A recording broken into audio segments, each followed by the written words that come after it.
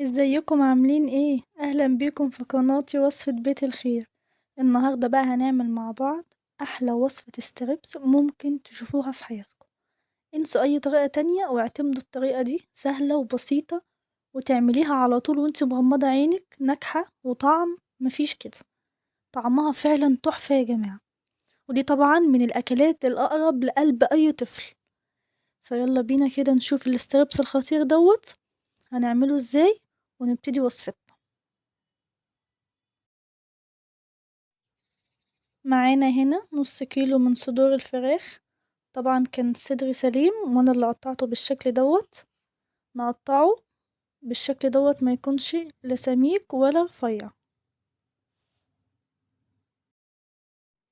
يكون التقطيع وسط كده يا جماعة، عشان لو سميك عن كده مش هيستوي معانا، ولو رفيع عن كده هنلاقيه نشف معانا ومبقاش حلو. فكده التقطيعة ديت انا كنت حابة اوريها لكم كويس كده زي ما انتوا شايفين، علشان تقطعوا نفس التقطيع، لا تكون ارفع ولا تكون اسمك من كده، عشان في السوا يبقى مظبوط معانا.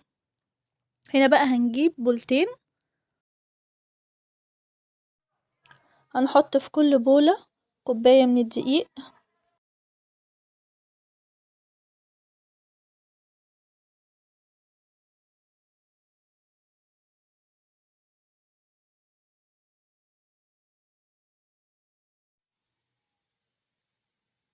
بعد كده ابتدي احط التوابل بتاعتي، من كل حاجة نص معلقة، نص معلقة من الملح. طبعا اللي هنحطه في البولة دي هو برضو هنحطه في البولة التانية. نص معلقة من الفلفل الأسمر،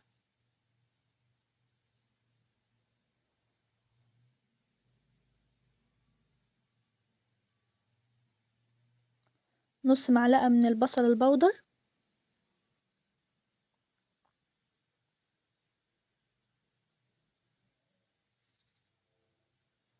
نص معلقة من التوم البودر. التوم البودر ده هنا غامق لأن أنا اللي عاملاه في البيت. نص معلقة من الجنزبيل،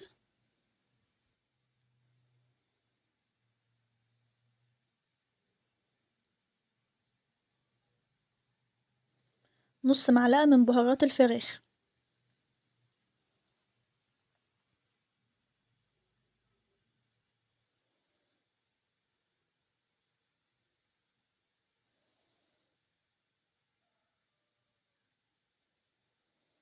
هنا معايا معلقة كبيرة من النشا. على فكرة المقادير اللي احنا مستخدمينها ديت تكفي نص كيلو بس من صدور الفراخ او من الستريبس. لو هتضعفي الكمية يبقى برضه هتضعفي كمية المقادير بتاعة المكونات بتاعتنا. هنا هنحط معلقة صغيرة من البيكنج باودر، وهنا البيكنج باودر بتاعنا هو الوحيد اللي معلقة كاملة صغيرة. بعد كده معانا نص معلقة من الزعفران البودر، وده اللي هيدي اللون الخطير للستريبس بتاعنا. وبرضه عشان ما تتلخبطوش هتلاقوني كاتبالكوا المقادير كاملة في صندوق الوصف.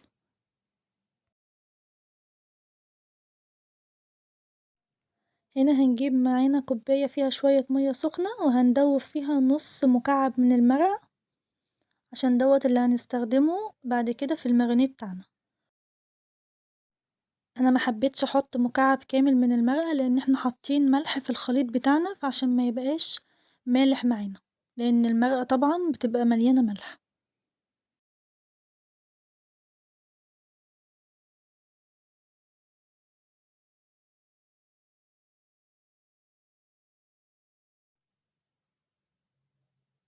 كده بعد ما قلبتهم بقوا جاهزين معايا، هشيل بولة منهم وهبتدي بقى استخدم البولة ديت اللي هعمل فيها المارينيه بتاعي.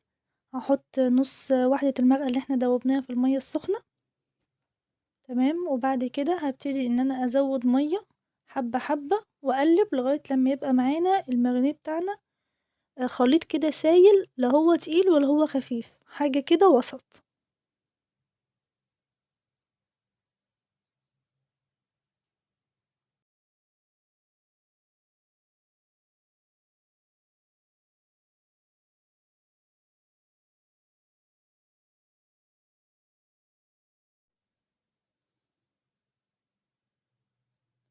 كده بقى شكل المارينيه بتاعنا، شايفين القوام بتاعه بقى عامل ازاي؟ هو ده كده القوام المظبوط اللي احنا عايزينه، ولو خف مننا شوية ممكن نزوده معلقة أو 2 من الدقيق. بعد كده أجيب صدور الفراخ اللي احنا مقطعينها واحطها في المارينيه اللي احنا جهزناه.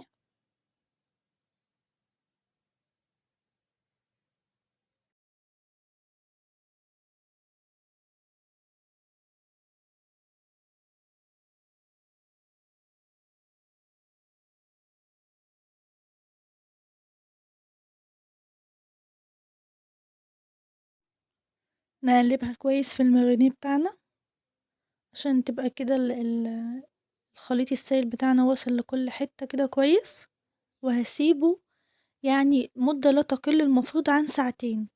كل ما يقعد أكتر في الخليط اللي احنا عاملينه يا جماعة كل ما بيشرب من التتبيلة أكتر وبيبقى حلو جدا. ولو تجهزيه معاكِ قبلها بليلة يبقى طبعًا أحلى وأحلى، كل ما يقعد زي ما قُلنا كل ما يبقى أحلى. هنا بقى جِبت البولة بتاعتي التانية اللي كان فيها الدقيق والمكونات الجافة، وهابتدي بقى أجيب صدور الفراخ اللي أنا مقطعاها وأحطها في الخليط الجاف دوّة زي ما أنتم شايفين، أقلبها فيه كويس جدًا كده وأضغط عليها ضغطة بسيطة، وبعد كده أبتدي أنفّضها من الخليط دوّة كويس، تبتدي تعمل لي قشور كده زي ما أنتم شايفين، ودي سر القرمشة اللي هتطلع معانا بعد كده. هنا برضه هاوريكم واحدة تاني وأنا باعملها، أقلبها كده كويس في الخليط بتاعنا،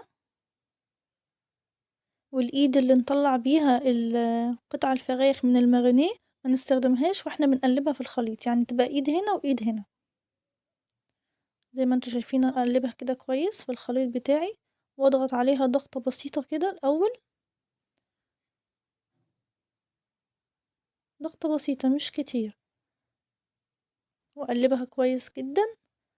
بعد كده بقى أمسكها أنفّضها كويس جدًا من الخليط بتاعي، بحيث إن هي تدّيني طبقة كده كريسبي من برّه، تعمل لي القشور اللي أنتم شايفينها ديّة، تدّيني طبقة كريسبي من برّه تحفة جدًا، تمام.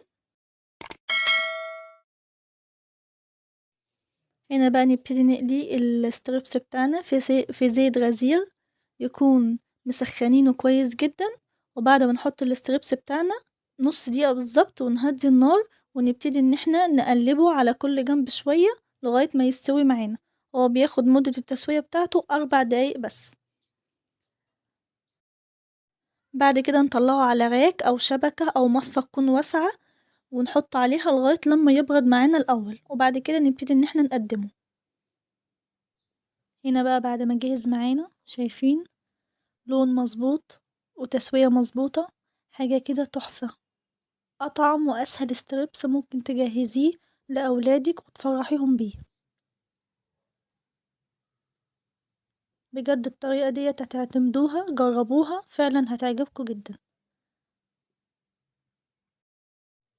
نقدر بقى نقدمها زي ما إحنا عايزين في عيش سوري أو كريب أو عيش تورتيا أو فينو عادي زي ما أنا عملت للأولاد عندي، زي ما تحبوا، دي حاجة من اختياركم انتم، هي في كل الحالات هتبقى تحفة. هنا بقى شكل الستريبس بتاعنا بعد ما عملناه في الساندوتشات، شايفين شكله وطعمه يا جماعة أحلى من شكله 100 مرة، تحفة. الأولاد فعلًا يعني بيفرحوا جدًا بالحاجات دي، والحاجات دي من الأكلات اللي هُم بيحبوها جدًا. وطبعًا لو وصلتوا معايا لغاية هنا في الفيديو ما تنسوش تحطوا لايك للفيديو وتعملوا اشتراك للقناة وتفعلوا زر الجرس على الكل عشان يوصل لكم إشعار بكل وصفة جديدة أنا بانزلها. وهنا بقى أقول لكم بألف هنا وشفا، جربوها هتعجبكم جدًا، باي باي.